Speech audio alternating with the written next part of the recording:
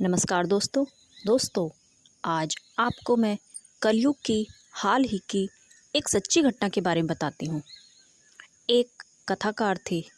वे जब भी कहीं पर भी सुंदरकांड का पाठ करते थे तो अपने बगल में एक आसन बिछाते थे, लेकिन उस आसन को खाली ही रखते थे।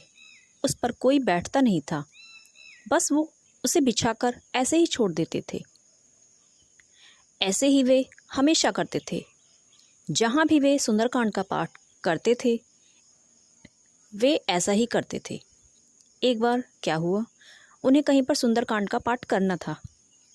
उन्होंने वैसे ही अपने बगल में एक आसन बिछाया और हनुमान जी को आमंत्रित किया और कथा प्रारंभ कर दी।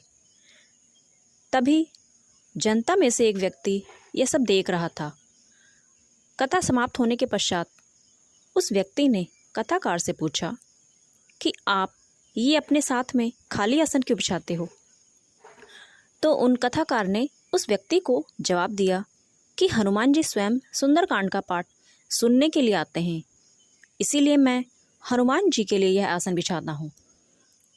उस व्यक्ति ने कहा कि आप झूठ बोल रहे हो, यह सब आप प्रसिद्धि पाने के लिए कर रहे हो।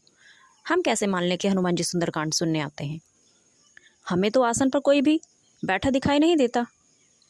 इस पर कथाकार ने कहा कि आज की कथा तो समाप्त हो गई है, अब कल की कथा में आइए, मैं आपको सिद्ध करके दिखाऊंगा कि स्वयं हनुमान जी सुंदरकांड सुनने के लिए आते हैं। अगला दिन आया, कथाकार सुंदरकांड पढ़ने के लिए आए।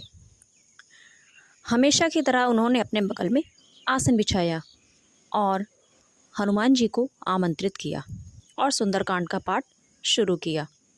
सुंदरकांड के बीच में ही उस व्यक्ति ने कथाकार से पूछा कि हमें दिखाओ कि हमने हनुमान जी को कहाँ बैठे देखा है, हमें तो कोई दिखाई नहीं दे रहा। तो कथाकार ने कहा कि अगर नहीं बैठे हैं तो आप आसन को हटा दो। वह व्यक्ति आया और आसन वहाँ से हटाने लगा, लेकिन आसन वहाँ से टस से मस न हुआ। जनता के बीच में से कई लोग आए और उस आसन को हटाने का प्रयास किया। सभी ने मिलकर भी प्रयास किया, लेकिन वह उस आसन को हटा नहीं पाए। तो ये है हमारे हनुमान जी की महिमा। ऐसे ही हैं हमारे हनुमान जी। कलयुग के देवता, उन्हें ऐसे ही नहीं कहा जाता। कलयुग में देव हजारों हैं, हनुमान तुम्हारा क्या कहना। जय श्री राम, जय हनुमान।